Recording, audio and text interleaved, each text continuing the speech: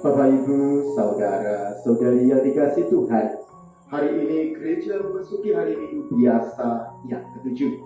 Pada hari Minggu biasa yang ketujuh ini, bacaan pertama diambil dari kitab pertama Samuel, bab 26 ayat 2, dilanjutkan ayat 7 sampai dengan 9, ayat 12 sampai dengan 13, dan ayat 22 sampai dengan 23. Mazmur tanggapan diambil dari Mazmur 103 ayat 1 sampai dengan 2, ayat 3 sampai dengan 4, ayat 8, ayat 10, ayat 12, dan 13. Bacaan kedua diambil dari surat pertama Santo Paulus kepada jemaat di Korintus, bab 15 ayat 45 sampai dengan 49. Bacaan Injil diambil dari Injil Lukas, bab 6 ayat 27 sampai 38. Bapak, Ibu, Saudara, Saudari yang dikasihi Tuhan, pada tanggal 13 Mei tahun 1981 terjadi upaya pembunuhan terhadap Paus Yohanes Paulus II di saat Sri Paus menyapa umat di lapangan Santo Petrus.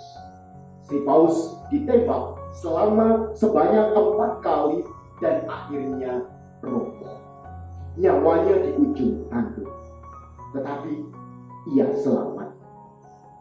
Setelah ia sembuh, ia datang menemui sang penembak dan ia mengampuninya, sehingga ia makin dihormati di seluruh dunia. Atau tokoh lain, Nelson Mandela. Awalnya Nelson Mandela adalah orang biasa. Ia sempat dipenjara dan disiksa di dalam penjara. Namun akhirnya ia dibebaskan dan menjadi presiden Afrika Selatan. Ketika ia dibebaskan, ia tidak pernah membenci musuh-musuhnya yang sempat memenjarakan dirinya. Ia bahkan mengampuni mereka yang pernah membuatnya menderita. Bacaan hari Minggu ini menunjukkan kepada kita bagaimana mengasihi musuh. Kisah Daud yang mengampuni Saul adalah suatu pengungkapan tentang bagaimana mencintai dan mengasihi musuh. Yesus dalam Injil hari ini juga mengajak setiap orang untuk mengasihi musuh. Yesus masuk dalam sebuah pemakluman akan kasih Allah yang tiada batasnya. Mengasihi musuh sebagaimana yang dikatakan Yesus adalah sebuah kenyataan. Santo Lukas menampilkan suatu dari pesan Yesus, yakni mengasihi musuhmu. Berbuatlah baik kepada orang yang membenci kamu. Pesan dari Yesus ini sungguh-sungguh mendasar. Yesus mau mengungkapkan bahwa kemampuan untuk mengasihi musuh adalah sebuah pengungkapan akan kasih yang sungguh luar biasa. Yesus berkata, "Barang siapa menampar pipimu yang satu, berikanlah juga pipimu yang lain." Ajakan Yesus ini menjadi dasar hidup orang Kristiani. Yesus menunjukkan bahwa mengasihi sesama bukan hanya teman saja, melainkan juga musuh-musuh sekalipun. Mengasihi adalah kata yang paling banyak diungkapkan oleh manusia.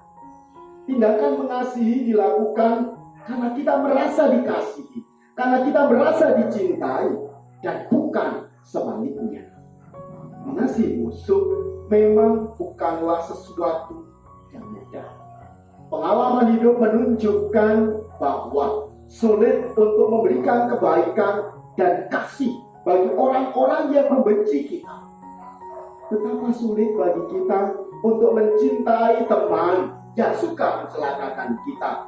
Betapa sulitnya kita mencintai dan mengasihi anggota keluarga kita yang sering mengecewakan kita. Betapa sulitnya mengasihi, mencintai anggota komunitas kita yang seringkali mengecewakan kita, menyakiti kita. Betapa sulitnya bagi kita untuk memberi maaf kepada orang yang sudah membuat kita menderita. Namun Disinilah panggilan Yesus bagi kita untuk berani mengasihi lebih, mengasihi musuh-musuh kita. Mengasihi kawan adalah hal yang biasa, namun mengasihi lawan adalah tindakan yang luar biasa. Dan sebagai orang Kristen, kita semua dipanggil dan diutus untuk mewartakan warta gembira dengan kasih yang tulus tanpa pamrih, kasih yang tak biasa, kasih yang mampu memberi lebih dari biasanya. Seorang Kristen yang sejati hendaknya memberikan kasih yang plus. Mengasihi sebagai orang Kristen itu haruslah plus. Mengasihi secara plus itu sifatnya unik, dan itulah yang menjadi identitas hidup Kristiani. Santo Yohanes Paulus kedua, Nelson Mandela menjadi contoh bagi kita. Mungkin kita tidak bisa seperti Yohanes Paulus kedua ataupun Nelson Mandela, tetapi kita semua diajak untuk belajar sebagai orang Kristiani untuk mengasihi secara plus. Ya Allah, bantulah kami untuk semakin membuka hati, untuk berani mengasihi sesama kami, bukan hanya orang yang mengasihi kami, tetapi juga orang-orang yang tidak menyukaikan, bahkan musuh-musuh kami.